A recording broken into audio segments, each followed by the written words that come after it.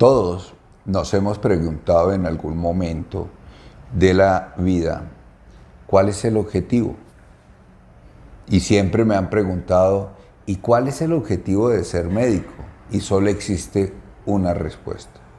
No es salvar vidas, no es darle mejor calidad de vida al paciente, no es curar una enfermedad, es una sola palabra clave: asegurar una adecuada oxigenación de una organela que está dentro de la célula que se llama mitocondria, que es la encargada y la responsable de transformar energía.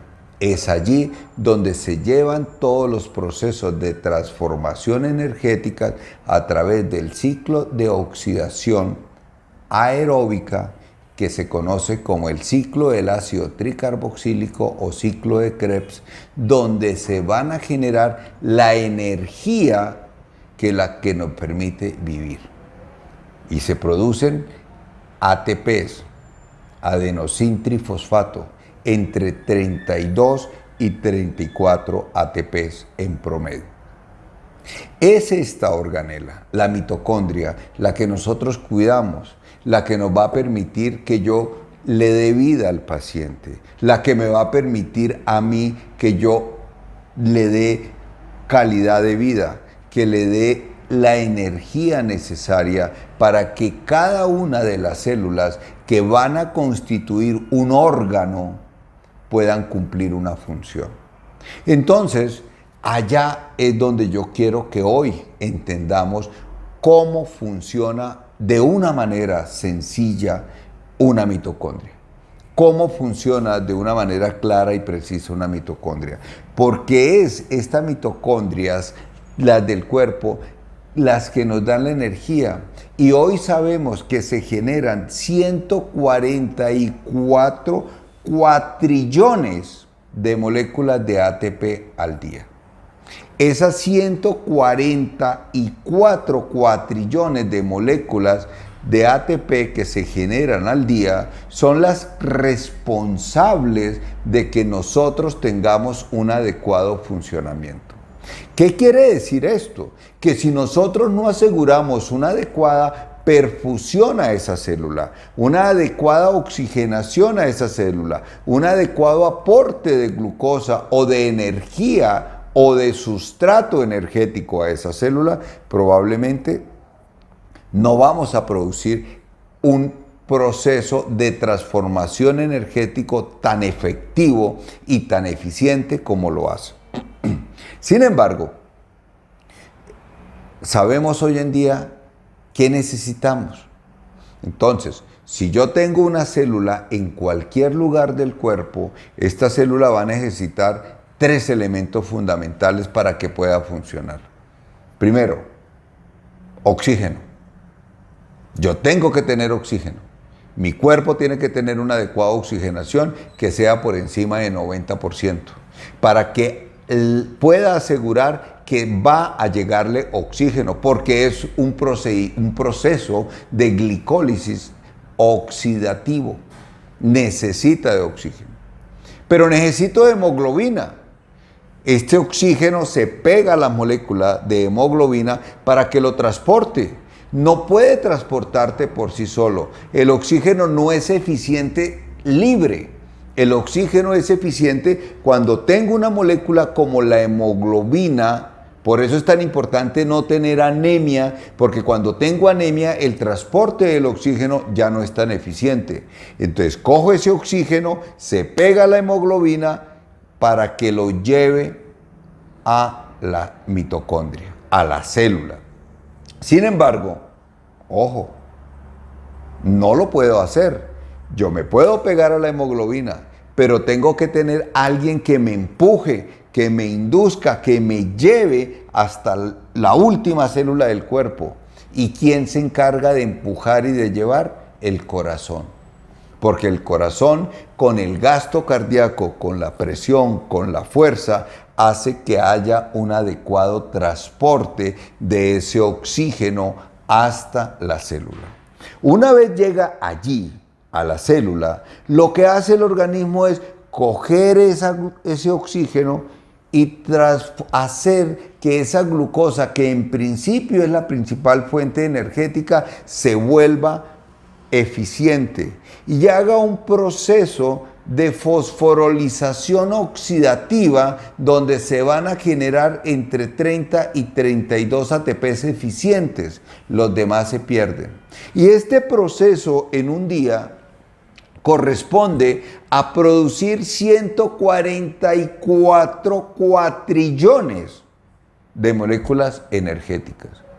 Esos 144 cuatrillones de moléculas energéticas son quienes nos van a permitir que nosotros desempeñemos las funciones propias de cada órgano, que son producir proteínas, transformaciones de vitaminas, generar vida, generar energía.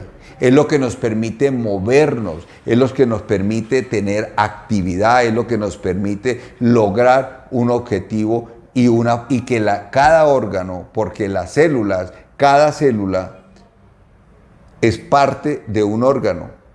Muchas células constituyen un órgano y este órgano tiene una función. Aquí se forman las diferentes estructuras: corazón, cerebro, riñón, hígado, órganos, y cada uno tiene una función especializada para lograr lo que nosotros necesitamos. Sin embargo, tenemos que considerar dos cosas. Cada órgano tiene un flujo o una perfusión diferente. No es el mismo el flujo para un hígado, no es el mismo el flujo para el corazón, no es el mismo el flujo para el tracto gastrointestinal.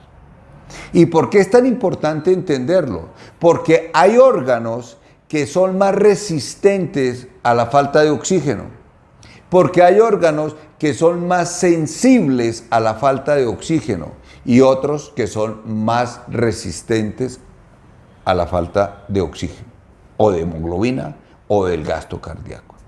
Cuando un órgano está afectado, o mejor, cuando el organismo tiene una agresión, un trauma, una herida, una cirugía, una infección, ¿qué hace el organismo? Defenderse, protegerse. ¿Y cómo se protege? Entonces le dice al cuerpo: oiga, yo tengo que proteger los órganos que son más sensibles a la falta de oxígeno. ¿Y cuáles son estos órganos? El cerebro, el corazón, las suprarrenales. Entonces el cuerpo sabiamente hace un proceso de redistribución del flujo, que se llama reflejo de inmersión. Y se llama reflejo de inmersión en relación con los animales de clima frío, de los polos, que redistribuyen el flujo para proteger estos órganos. Entonces redistribuyo el flujo hacia aquellos órganos que son más sensibles y que se pueden dañar más: cerebro, corazón, suprarrenales. Pero sacrifico aquellos que tienen una mayor capacidad de resistencia a la hipoxemia. ¿Cuáles? La piel. Por eso cuando usted tiene un trauma, una agresión, ¿qué es lo que sucede? La piel se pone fría, se pone parchúa. ¿Y cuál es el segundo órgano? El lecho espláncnico, es decir, el tracto gastrointestinal y el riñón. Esa es la razón por la cual dejo de orinar, porque el cuerpo tiene que retener agua. Por eso es que el tracto gastrointestinal disfunciona. Pero lo hace para protegerlo. Este es un mecanismo de protección normal del organismo ante cualquier agresión y yo tengo que intervenirlo. Tengo aproximadamente 30 minutos, una hora, para que esa agresión no comience a ser lesiva a estos órganos. Porque si bien es cierto, son resistentes a la hipoxemia, a la falta de oxígeno, no son resistentes por siempre. En algún momento dejan de disfuncionar. Esta es la razón por la cual cuando usted encuentre que su piel está fría, parchuda, que dejó de orinar, o que la orina es más amarilla, más concentrada, más color colombiana, no es que esté enfermo, es que su cuerpo se está defendiendo y le está diciendo, oiga, hay una agresión, tienen que ayudarme, porque si no me ayudan, voy a eso que en principio es una protección, se puede convertir en una agresión. De tal manera que el cuerpo siempre te habla, el cuerpo siempre te dice que algo va bien. El cuerpo siempre manda señales. El problema es que no las escuchamos. Tenemos que aprender a escuchar el cuerpo.